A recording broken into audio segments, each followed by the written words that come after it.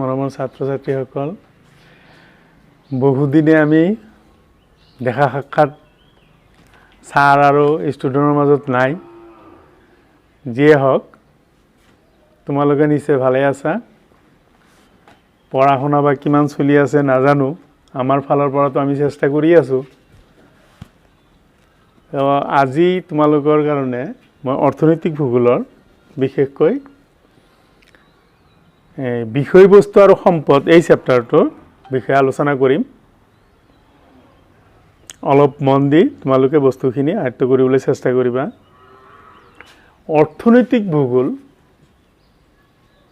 অৰ্থনৈতিক ভূগোলটোনো বস্তুটো কি? প্ৰথমে ইয়াৰ পৰিসৰ, ইয়াৰ বিষয়ে আমি জানিব লাগিব। বিশেষকৈ অৰ্থনৈতিক ভূগোলৰ সংজ্ঞাটো আমাৰ জনা দৰকাৰ। এতিয়া অৰ্থনৈতিক ভূগোল বুলিলে আমি কি বুজো? সাধাৰণতে এই ভূগোলটোৰ বিষয় প্ৰধানকৈ প্ৰাকৃতিক ভূগোল আৰু মানৱ ভূগোল এই দুটা শাখাত ভাগ কৰিব পাৰি। অৰ্থনৈতিক ভূগোলৰ বা মানৱ ভূগোলৰ অন্তৰ্গত ই এটা অন্যতম প্ৰধান শাখা। এতিয়া অৰ্থনৈতিক ভূগোলৰ যিটো শাখাত সম্পদৰ বিতৰণ, উপভোগ, উৎপাদন এইবিলাক বস্তু আলোচনাৰ কাৰণে অধ্যয়ন কৰা হয়, সেই শাখাটোক স্থানকাল, সেইবিলাক কাৰ্যকলাপ স্থানকাল সাপেক্ষে আমি কি কৰোঁ? অধ্যয়ন কৰা হয়। আৰু এই অধ্যয়নটোক আমি কি বুলি কওঁ? অৰ্থনৈতিক ভূগোল বুলি কোৱা। অৰ্থনৈতিক ভূগোল বুলি কওঁ। বুজি পাইছা নহয়? অৰ্থনৈতিক বিশেষকৈ সম্পদৰ উৎপাদন, বিতৰণ, উপভোগ এইকেইটা সম্পৰ্কে যিটো অধ্যয়ন কৰা হয়, সেই অধ্যয়নটোক আমি অৰ্থনৈতিক ভূগোল বুলি কোৱা হয়। দৰাচলতে পৃথিৱীৰ সকলো ঠাইৰ প্ৰাকৃতিক পৰিৱেশ একে নোহোৱাৰ কাৰণে এইবিলাক মানৱ সৃষ্ট পৰিৱেশৰ ভিন ভিন হয়। আচলতে প্ৰাকৃতিক সম্পদ, মানৱ সৃষ্ট সম্পদ আৰু মানৱ সম্পদ এই তিনি প্ৰকাৰৰ সম্পদ আমি সচৰাচৰ পাওঁ। এতিয়া কিছুমান সম্পদ আছে উৎপাদকৰ ফালৰ পৰা, যেনেকৈ ধৰা সৃষ্টি অনুসৰি এই সম্পদবিলাক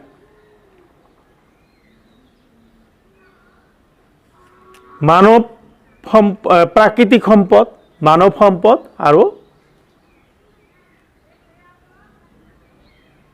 মানৱ সৃষ্ট সম্পদ এই তিনি ধৰণৰ সম্পদক আমি ভাগ কৰোঁ। আকৌ মালিকী স্বত্ব অনুযায়ী এই সম্পদবিলাকৰ ব্যক্তিগত সম্পদ, জাতীয় সম্পদ বা আন্তৰ্জাতিক সম্পদ বুলি আমি ভগাই লওঁ। তিনিটা ভাগ আছে। তাৰ উপৰিও আকৌ স্থায়িত্ব অনুসৰি এই সম্পদবিলাকক আৰু কিছুমান ভাগ কৰা হৈছে, যিবিলাক নেকি স্থায়িত্ব অনুসৰি এটা হ'ল নৱীকৰণযোগ্য সম্পদ আৰু অনৱীকৰণযোগ্য সম্পদ। যিবিলাক সম্পদ আমাৰ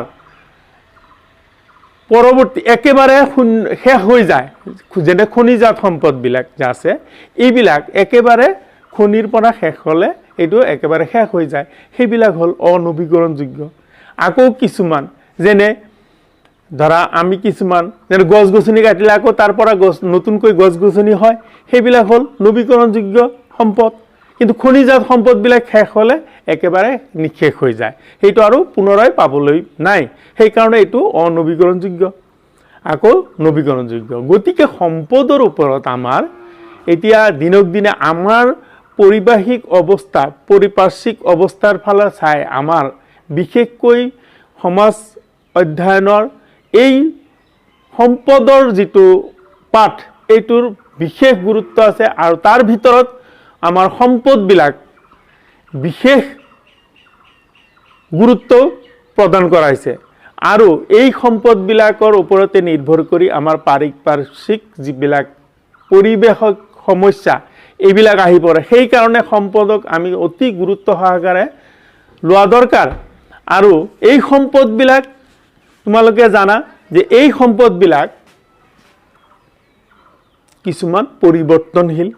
আমি পাই আহিছোঁ যে সম্পদবিলাক পৰিৱৰ্তনশীল। এতিয়া কিছুমান সম্পদ আছে যিবিলাক সম্পদ বৰ্তমানে কোনো কামত অহা নাই, নিষ্ক্ৰিয় অৱস্থাত আছে, কিন্তু এটা সময়ত এই সম্পদবিলাক যাই সক্ৰিয় হ'ব পাৰে। যেনেকৈ কয়লাৰ কথা কোনোবা দিনেও চিন্তা কৰা নাছিল যে এইটো ভৱিষ্যতে আমাৰ কামত লাগিব। যেতিয়ালৈকে যান বাহনৰ কোনো প্ৰচলন নাছিল তেতিয়ালৈকে কয়লাৰ কোনো দাম নাছিল, কিন্তু এটা সময়ত কয়লা এনেকুৱা অৱস্থাত মানে দৰকাৰী হৈ পৰিল যে এই কয়লাটো এতিয়া সেই নিষ্ক্ৰিয় সম্পদটো এতিয়া সক্ৰিয় হৈ পৰিছে। আৰু এটা কথা, সম্পদবিলাক হ'ল পৰিৱৰ্তনশীল। এইটোৰ ভাল এটা উদাহৰণ মই কওঁ।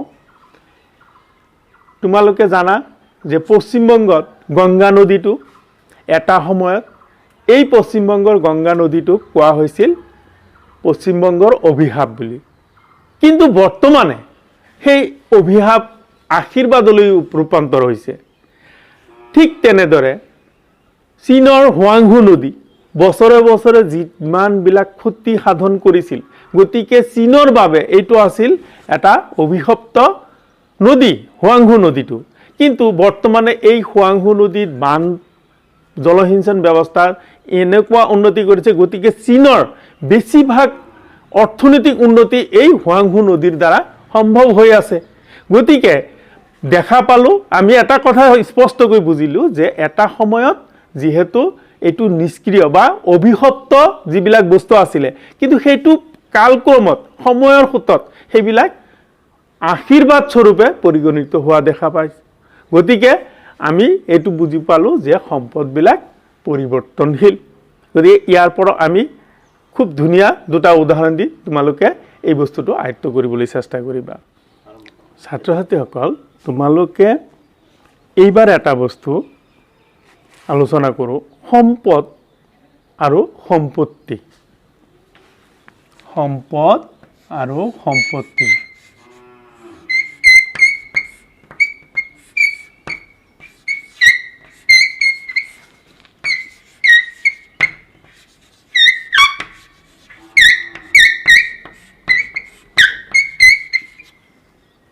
সম্পদ আৰু সম্পত্তি। আচলতে সম্পদবিলাক কি?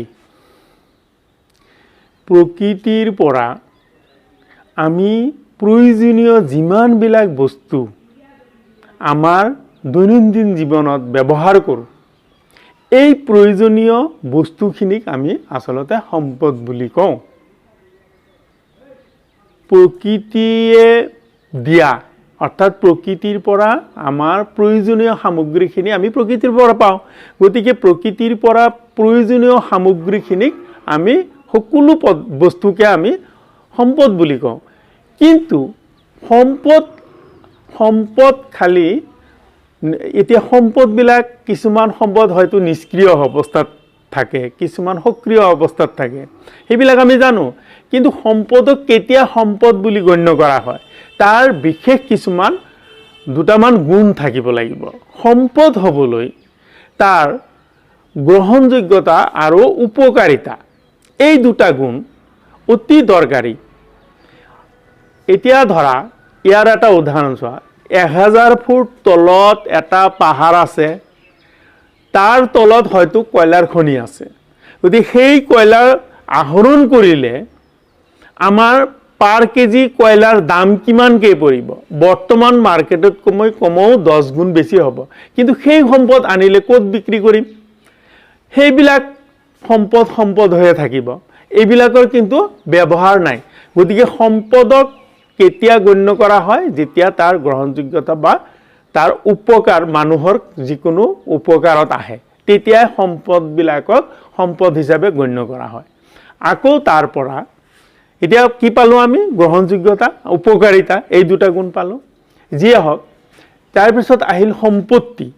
এতিয়া সম্পত্তি কোনবিলাক আমি মানৱ সৃষ্ট যিবিলাক প্ৰকৃতিৰ পৰা যিবিলাক আমি পাওঁ এইবিলাক হ'ল প্ৰাকৃতিক সম্পদ প্ৰকৃতিৰ পৰা যিবিলাক আমি সম্পদ পাওঁ কিন্তু প্ৰকৃতিৰ পৰা যেনে গছ গছনিৰ পৰা যেতিয়া আমি গছ গছনিটো কাটি বিভিন্ন কৌশল খটাই আমি ফাৰ্নিচাৰ তৈয়াৰ কৰিম সেই বস্তুবিলাক হ'ল সম্পত্তি এইটো নিজা বুজা যিবিলাক সম্পদৰ এতিয়া সম্পত্তি আৰু সম্পদৰ পাৰ্থক্যটো যিবিলাক সম্পদৰ গ্ৰহণযোগ্যতা বা বিনিময় মূল্য আছে যিবিলাক সম্পদৰ বিনিময় মূল্য বা হস্তান্তৰযোগ্য ক্ষমতা থাকে তা সেইবিলাক সম্পদক কোৱা হয় সম্পত্তি যেনে ঘৰ দুৱাৰ যিমান যি আছে এইবিলাক আমি হস্তান্তৰ মানে বিক্ৰী কৰিব পাৰোঁ কিন্তু সম্পদ কিছুমান সম্পদ আছে যেনে বায়ু এইটো সম্পদ সাগৰৰ পানী এইবিলাকো সম্পদ কিন্তু এইবিলাক আমি বিক্ৰী কৰিব বা হস্তান্তৰ কৰিব নোৱাৰোঁ গতিকে সেইবিলাক সম্পত্তি নহয় গতিকে সম্পত্তি হ'বলৈ হস্তান্তৰযোগ্যতা হয়নে আৰু বিনিময় মূল্য এই দুটা বস্তু থাকিব লাগিব তেতিয়াহে সেইটোক সম্পত্তি বুলি কোৱা হয় এইখিনি হ'ল সম্পদ আৰু সম্পত্তিৰ পাৰ্থক্য এতিয়া ছাত্ৰ ছাত্ৰীসকল তোমালোকে ইতিমধ্যে পালা সম্পদ আৰু সম্পত্তিৰ পাৰ্থক্য গতিকে এইবাৰ আমি আহোঁ এই সম্পদবিলাকৰ সংৰক্ষণ কেনেকৈ কৰা হয় সম্পদ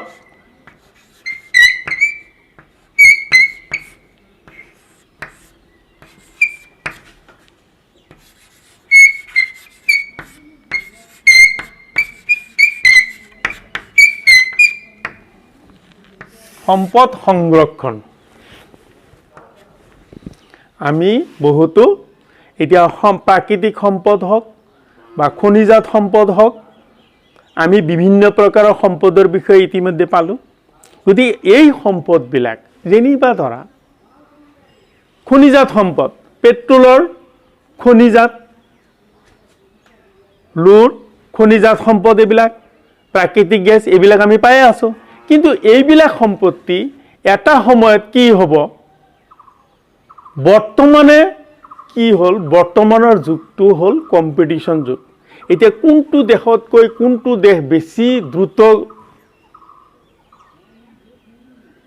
আগবাঢ়িব পাৰে বা অৰ্থনৈতিক উন্নতি কৰিব পাৰে সেইটো কম্পিটিশ্যনত সব দেশে প্ৰতিযোগিতা চলি আছে প্ৰত্যেকটো দেশৰ লগত প্ৰত্যেকটো দেশৰ কোনটো দেশ কাতকৈ আগতে অৰ্থনৈতিকভাৱে উন্নত হ'ব পাৰে আৰু অৰ্থনৈতিক উন্নতৰ মূল আহিলা হ'ল যে ইণ্ডাষ্ট্ৰি তাৰমানে ঔদ্যোগিকৰণ যোনটো দেশত বেছি উদ্যোগিকৰণ হয় সেইটো অৰ্থনৈতিকভাৱে অতি দ্ৰুতগতিত আগবাঢ়ি যাব পাৰে এই কম্পিটিশ্যনত কি হৈ আছে কম্পিটিশ্যনত অৰ্থনৈতিক উন্নতি যথেষ্ট হৈছে মানৱৰ যিটো জীৱন যাপনৰ মানদণ্ড উন্নত হৈ আছে কিন্তু ইয়াৰ পৰিণতি স্বৰূপে আমাৰ কি হৈ আছে আমাৰ প্ৰাকৃতিক সম্পদবিলাকৰ লোপ পাই আছে যাৰ কাৰণে প্ৰাকৃতিক পৰিৱেশৰ বিনষ্ট হৈ আছে পৰিৱেশ প্ৰাকৃতিক সমস্যা এই পৰিৱেশিক সমস্যাৰ সৃষ্টি হৈ আছে যিমানে অৰ্থনৈতিক হিচাপে আগবাঢ়ি গৈছে সিমানে আমাৰ পৰিৱেশিক সমস্যাই দেখা দিছে ইয়াৰ উদাহৰণ হ'ল বিভিন্ন পৰ্বত পাহাৰ কাটি মানুহে কি কৰিছে ৰাস্তা ঘাট উন্নত কৰিছে যাতায়াতৰ সুচল ব্যৱস্থা হৈছে কিন্তু তাৰ পৰিণাম স্বৰূপে কি হৈছে আমাৰ প্ৰাকৃতিকগত যিবিলাক সম্পদ সেইবিলাকৰ লোপ পাইছে গতিকে আমাৰ যিবিলাক খনিজাত সম্পদ আছে যিবিলাক নেকি একেবাৰে মানে খনিৰ পৰা শেষ হোৱাৰ পিছত আৰু পাবলৈ নাই গতিকে এইবিলাক বস্তু আমি কেনেকৈ সংৰক্ষণ মানে উপযুক্ত ব্যৱহাৰ কৰিব পাৰো সেইটোৰ নাম হ'ল সম্পদ সংৰক্ষণ তাৰমানে কেনেকৈ আমি বেছি সময় এটা নিৰ্দিষ্ট পৰিমাণৰ সম্পদক যদি আমি অপচয় নকৰাকৈ বেছি দিন এইটো ব্যৱহাৰ কৰিব পাৰি ইয়াৰ নাম হ'ল সম্পদ সংৰক্ষণ তাৰমানে সম্পদবিলাক সংৰক্ষণৰ দায়িত্ব আমাৰ এটা সময়ত এই সম্পদবিলাক যেতিয়া নিঃশেষ হৈ যাব তেতিয়া আৰু পাবলৈ নাই। গতিকে যিবিলাক সম্পদ নেকি অনবীকৰণযোগ্য, যিবিলাক পুনৰাই ঘূৰাই পাব নোৱাৰি, সেইবিলাক সম্পদ আমি হিচাপ কৰি ব্যৱহাৰ কৰিব লাগে, যাতে ভৱিষ্যত প্ৰজন্মৰ কাৰণে এই সম্পদবিলাক অলপ আছুতীয়া হৈ থাকে। যেনেকৈ আমাৰ পৰিৱেশিক সমস্যাৰ সৃষ্টি হৈ আছে এই সম্পদবিলাক ব্যৱহাৰৰ কাৰণে। গতিকে আমি যিবিলাক সম্পদ আমাৰ অনবীকৰণযোগ্য, এইবিলাক সম্পত্তি আমি সংৰক্ষণ কেনেকৈ কৰিব পাৰি, যে এই খনিজাত সম্পদখিনি শেষ হোৱাৰ আগে আগে ইয়াৰ বিকল্প ব্যৱস্থা আমি অনুসন্ধান কৰাটো উচিত। ইয়াৰ সলনি বিকল্প ব্যৱস্থা, যে কি কাৰ্য কৰিলে এই সম্পদবিলাক অলপ হ'লেও ৰাহি হ'ব। যেনিবা ধৰা প্লাষ্টিক হওক, এই যে প্লাষ্টিকৰ বটলবিলাক বা ভাঙাচোৰা যিবিলাক আমি এইবিলাকতো খনিজাত সম্পদ। গতিকে এইবিলাক যেতিয়া লৈ ফেলে আকৌ পুনৰ এইবিলাকৰ পৰা অলপ মানে তৈয়াৰ কৰা বা যিখিনি কাৰ্য সেইখিনি আমি কৰিব পাৰোঁ। বা ধৰা প্লাষ্টিকৰ সলনি মানে বিভিন্ন সামগ্ৰীৰ সলনি প্লাষ্টিক ব্যৱহাৰ কৰিও আমি তাৰ পৰা এই সম্পদবিলাকক ৰক্ষা কৰিব পাৰোঁ। গতিকে এই সম্পদৰ ৰক্ষাৰ দায়িত্বটো বৰ্তমান প্ৰজন্মৰ ওপৰত বেছি ন্যস্ত হৈছে, আৰু যাৰ কাৰণে ছ'চিয়েল ছায়েন্সত এই সম্পদৰ ওপৰত প্ৰত্যেকটো সম্পদৰ ওপৰত বেছিকৈ গুৰুত্ব দিয়া হৈছে, যাতে ভৱিষ্যত প্ৰজন্মৰ কাৰণে সম্পদবিলাক অলপ হ'লেও আছুতীয়া হৈ থাকিব পাৰে। ইয়াৰ কাৰণে আমাৰ এই শাখাটোক বেছিকৈ গুৰুত্ব দিয়া হৈছে। ছাত্ৰ ছাত্ৰীসকল, তোমালোকে আজিৰ বিষয়ে বিশেষকৈ অৰ্থনৈতিক ভূগোলৰ বিষয়ে অলপ ক'লোঁ। অৰ্থনৈতিক ভূগোল বা সম্পত্তি পাৰ্থক্য, তাৰপিছত সম্পদৰ প্ৰকাৰ, এই সম্পৰ্কে আমি অলপ আলোচনা কৰিলোঁ। তাৰপিছত সম্পদ সংৰক্ষণৰ বিষয়েও আমি আলোচনা কৰিলোঁ। যিয়ে হওক, আশা কৰোঁ তোমালোকৰ এইখিনি অলপ হ'লেও উপকাৰত আহিব। ইয়াৰ নেক্সট আমি এই সম্পদবিলাকৰ জৰিয়তে পৰিৱেশিক সমস্যা কেনেকৈ, পৰিৱেশ সম্পৰ্কে ইয়াৰ পিছৰ চেপ্টাৰটোত আমি পৰিৱেশ সম্পৰ্কে আলোচনা কৰিম।